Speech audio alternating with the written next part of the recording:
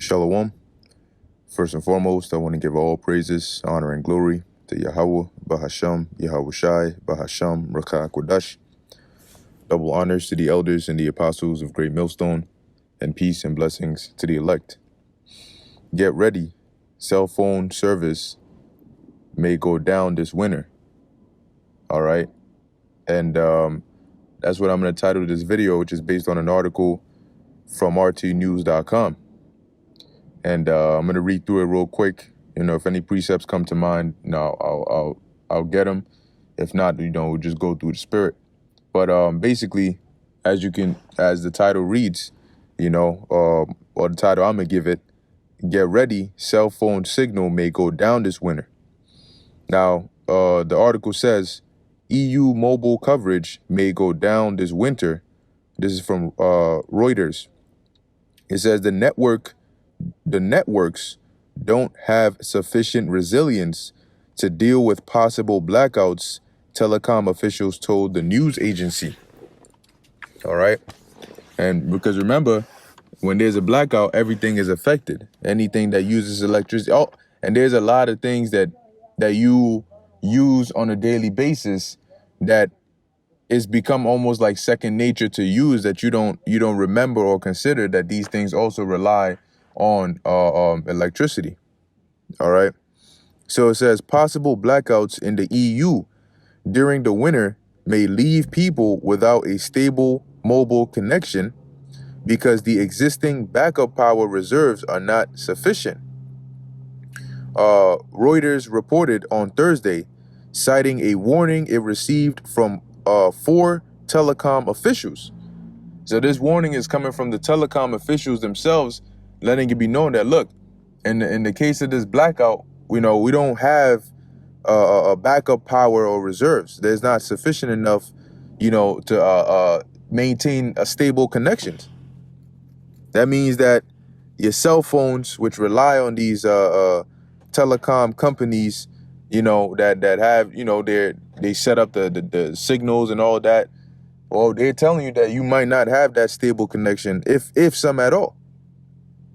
Now it says here, telecoms could take measures like optimizing traffic flow or upgrading equipment to more powerful or power-efficient variants, but they would likely need government intervention to prevent mobile phone outages. All right, the news agency said. Now, so have you noticed the trend that everything now requires government intervention? For the energy crisis, government intervention. For the food crisis, government intervention. Cost of living crisis, government intervention. All right, inflation, government intervention. Now they're dealing with media, communications, all these things, government intervention. It's interestingly enough, in the FEMA executive orders, when that is enacted, they would have control over all telecommunications and media. But everything is going to government intervention, and government intervention is really government control. So it goes on and it says here, where we at? All right. It says to prevent mobile phone outages, the news agency said, we are a bit spoiled, maybe in large parts of Europe, where electricity is pretty stable and good. Reuters quoted one of the unnamed executives as saying, the investments in the energy storage area have maybe been less than in some countries. According to Reuters analysis, Europe has some 500,000 mobile network towers, most of which are equipped with backup batteries that can last around 30 minutes in a blackout. But 30 minutes isn't much if the blackout is a long one, or one that they don't have an expected fixed date for, So it says French electricity distributor Enedis plans for potential power cuts of up to 2 hours, with suspension of supply rotated between various parts of the country. So if they're doing this power cuts, and these what do they call them? Network towers, these mobile network towers are affected, and they do it in different regions, then what happens when your region, they cut the power for your region for about what, 2 hours?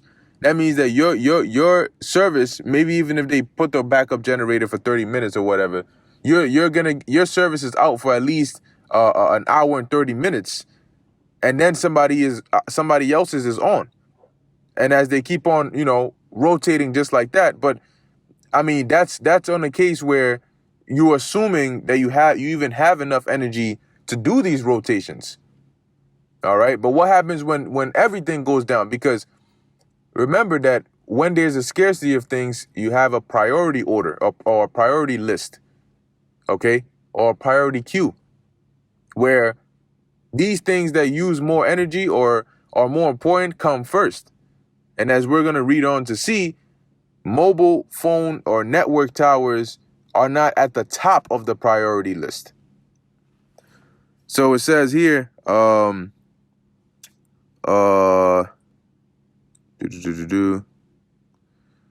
Paris pledged to ensure that crucial consumers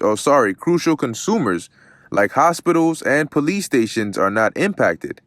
But mobile networks are not on the list, according to Reuters sources. See, so with the energy, they're prioritizing hospitals and police stations, but they said mobile networks ain't even on the list. So if it came down to it, you need to be prepared, because you might not have phone signal, mobile signal to call. Oh, this just happened here. Let me call such and such. And once your battery runs out, you can't even do shit anyway. So it says the French utility told the agency that regular customers would be treated equally. A finance ministry official explained that it is not easy to isolate a mobile antenna from other consumers on the power grid. Swedish telecom regulator PTS said it was preparing for possible emergencies by buying transportable base stations and fuel stations when asked about the issue. Germany's Deutsche Telekom intends to use diesel generators to handle outages, according to the report.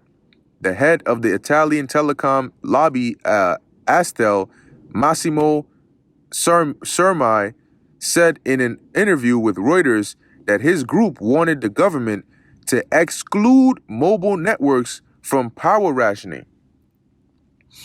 The EU faces possible blackouts after deciding to decouple its economy from Russian energy supplies in retaliation for Moscow's military campaign in Ukraine. Brussels imposed restrictions on trade with Russia amid already surging energy prices in Europe. All right, but now they're saying that the next thing that's going to be affected is the mobile coverage. All right, that these telecom companies are warning about. All right, and like we said, man, this is going to spill over. They coupled things so much that once you try to decouple, or you try to one thing gets affected, it's going to spill over into neighboring nations, because Europe or the EU is not just an isolated zone.